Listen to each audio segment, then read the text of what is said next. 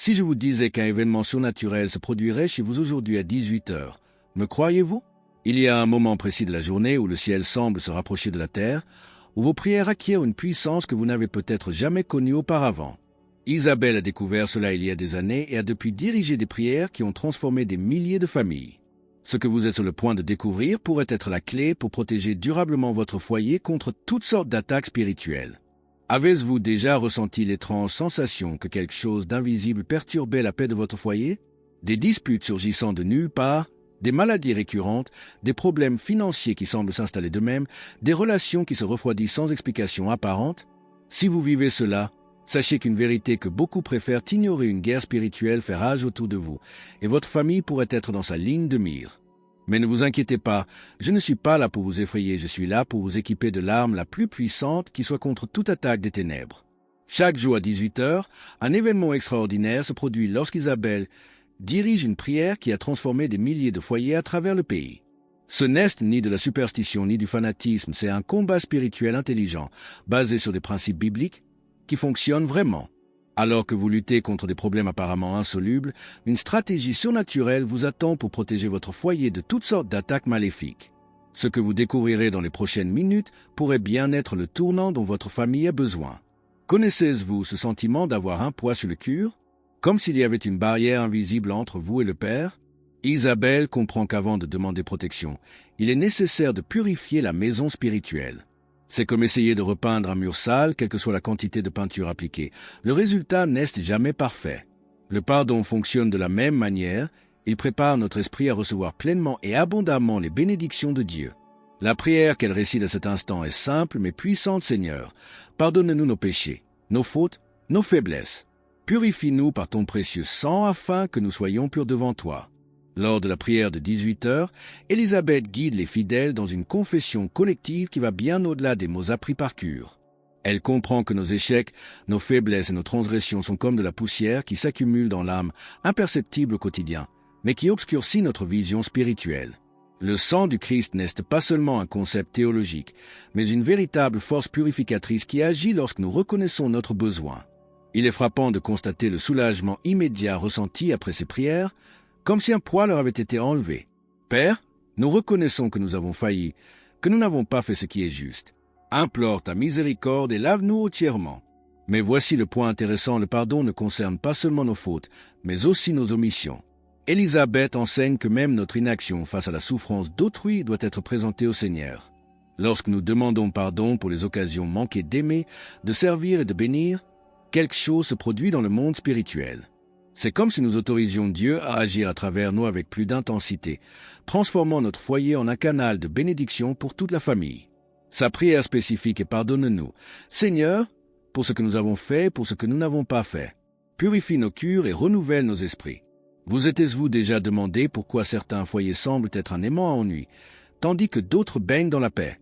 Isabelle a découvert qu'une guerre invisible fait rage autour de nous et que notre famille est au cœur du champ de bataille. Les démons ne respectent ni les adresses ni les comptes bancaires, ils attaquent partout où ils trouvent des failles spirituelles. La prière de 18 heures agit comme un bouclier protecteur que Isabelle érige au-dessus de chaque foyer, créant une barrière surnaturelle contre le vaudou, la sorcellerie et toutes sortes de tentatives maléfiques visant à détruire l'harmonie familiale. Seigneur, protège notre foyer, notre famille. Qu'aucun démon ne s'approche, que tout vaudou soit brisé au nom de Jésus. Ce qui est intéressant, c'est que la protection spirituelle n'est pas automatique, elle doit être activée par une prière fervente et une foi sincère. Isabelle enseigne qu'en invoquant le nom de Jésus sur notre maison, nous établissons littéralement une protection angélique sur notre adresse.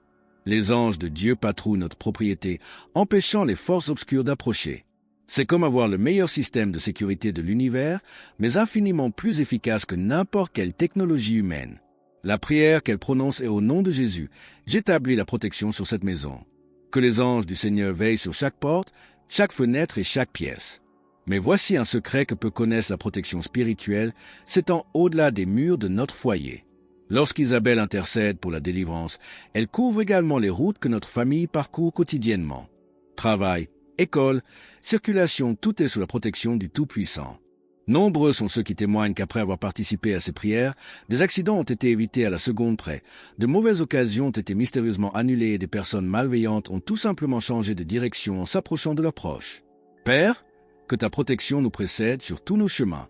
Délivre-nous de tout mal, de tout piège, de tout danger. La vie a une façon particulière de nous mettre au pied du mur. N'est-ce pas? Isabelle connaît bien ses combats quotidiens, ces problèmes qui semblent proliférer comme les mauvaises herbes dans le jardin.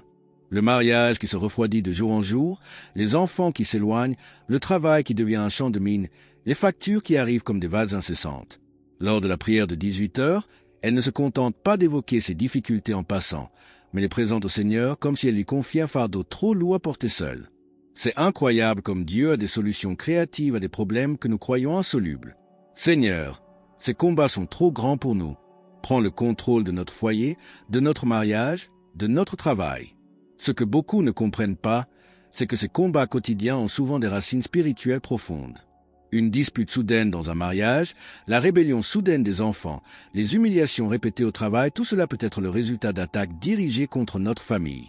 Élisabeth enseigne que lorsque nous prions spécifiquement pour chaque domaine problématique de notre vie, nous déclarons la guerre aux forces qui veulent nous détruire. C'est comme allumer la lumière dans une pièce sombre, les rats se mettent à l'abri, incapables de supporter l'éclat de la présence de Dieu. Père, brise toute œuvre de l'ennemi contre notre famille. Que la paix du Christ règne dans notre foyer. Voici une vérité qui vous touchera souvent. Nos plus grandes victoires se font passer pour des défaites temporaires. Isabelle nous rappelle constamment que les combats les plus intenses précèdent les plus grandes réalisations spirituelles. Quand tout semble s'écrouler, c'est peut-être le signe que Dieu prépare quelque chose d'extraordinaire pour votre foyer. Ces prières de 18 heures sont une déclaration de foi, nous n'abandonnerons pas, même lorsque les circonstances nous y poussent. La persévérance dans la prière est ce qui distingue ceux qui surmontent les difficultés de ceux qui en sont vaincus. Seigneur, même dans les combats les plus difficiles, nous avons confiance en toi. Que ta volonté soit faite dans nos vies. Il y a quelque chose de profondément puissant lorsqu'Isabelle évoque des maladies spécifiques pendant sa prière cancer, tumeur, maladie que les médecins ont renoncé à traiter. Elle ne parle pas seulement comme quelqu'un qui a lu des récits de miracles, mais comme quelqu'un qui a personnellement vécu l'impossible. Lorsqu'elle cite les exemples bibliques de Jésus ressuscitant les morts et guérissant les paralysés, ce n'est pas seulement une référence historique, c'est une déclaration que le même Dieu qui a œuvré par l'intermédiaire du Maître est toujours à l'œuvre aujourd'hui. La différence réside dans notre volonté de croire que ce qui s'est passé il y a 2000 ans peut se produire dans notre salon aujourd'hui. Seigneur, comme tu as guéri les malades, guérisse-les aussi maintenant. Que ta puissance de guérison se manifeste dans cette famille. Ce qui est intéressant avec la guérison divine, c'est qu'elle commence souvent là où la médecine humaine s'arrête. Élisabeth enseigne que Dieu n'est pas en concurrence avec les médecins et les utilise comme des instruments, mais il agit aussi au-delà de leurs capacités. Lors de ses prières, il intercède non seulement pour la guérison physique, mais aussi pour le renouvellement complet de la personne. C'est comme si le Seigneur ne se contentait pas de réparer ce qui est brisé, mais voulait restaurer une meilleure santé.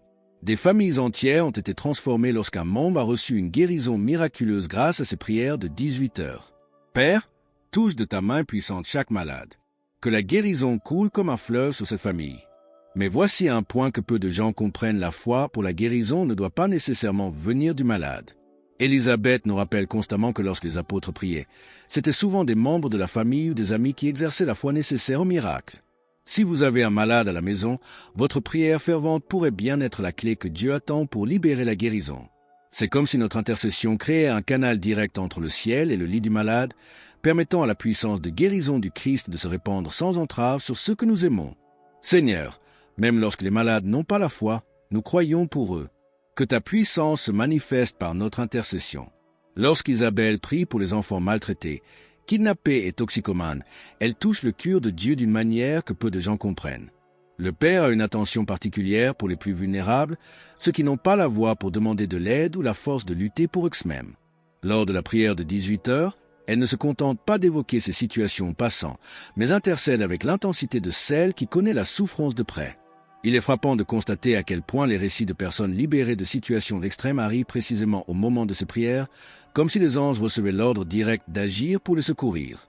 Seigneur, protège les enfants sans défense, libère les captifs, brise les chaînes des toxicomanes. Le pouvoir de l'intercession collective pour les groupes vulnérables crée des ondes spirituelles qui imprègnent les prisons, les maisons closes, les favelas et les hôpitaux psychiatriques. Isabelle enseigne que lorsque nous prions pour les sans-abri, par exemple, nous ne demandons pas seulement de la nourriture et un abri, mais nous déclarons la guerre au système d'oppression qui les maintient dans cette situation. C'est comme si notre prière créait un filet de sécurité surnaturel pour les personnes oubliées de la société. De nombreux témoignages parlent de toxicomanes qui ont arrêté la drogue subitement, sans se rendre en clinique, simplement parce que quelqu'un a prié avec ferveur pour leur délivrance à 18 heures. Père, souviens-toi des oubliés, des abandonnés, de ceux qui n'ont plus d'espoir. Que ta lumière brille sur eux. Voici une vérité qui vous touchera profondément. Dieu utilise souvent nos prières pour les plus vulnérables afin de briser les chaînes spirituelles qui nous affectent également. Lorsqu'Élisabeth intercède pour les victimes de la traite des êtres humains et de la violence domestique, elle combat les démons qui attaquent les familles en général. C'est comme si notre compassion pour ceux qui souffrent intensément créait également un bouclier protecteur sur nos propres foyers.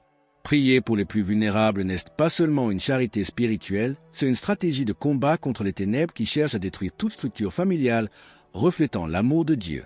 Seigneur, que notre compassion pour ceux qui souffrent devienne une protection pour nos propres foyers. Dites-moi, après tout ce que vous avez appris sur cette prière de 18 heures, qu'est-ce qui vous empêche de la commencer aujourd'hui? Combien de nuits encore allez-vous passer à vous inquiéter des attaques contre votre famille, sachant qu'une protection surnaturelle est disponible?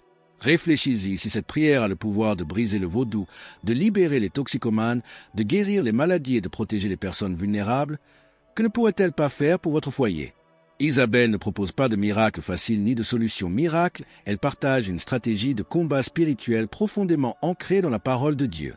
C'est maintenant à votre tour de décider, allez-vous continuer à être victime des circonstances ou prendre le contrôle spirituel de votre foyer? La question n'est pas de savoir si vous méritez la protection divine, mais si vous êtes prêt à la rechercher activement par la prière fervente. Votre famille a besoin d'un guerrier de la prière, et ce guerrier pourrait être vous. Commencez dès aujourd'hui, à 18 heures précises, et proclamez sur votre foyer les mêmes paroles puissantes qu'Élisabeth a utilisées pour transformer des milliers de foyers.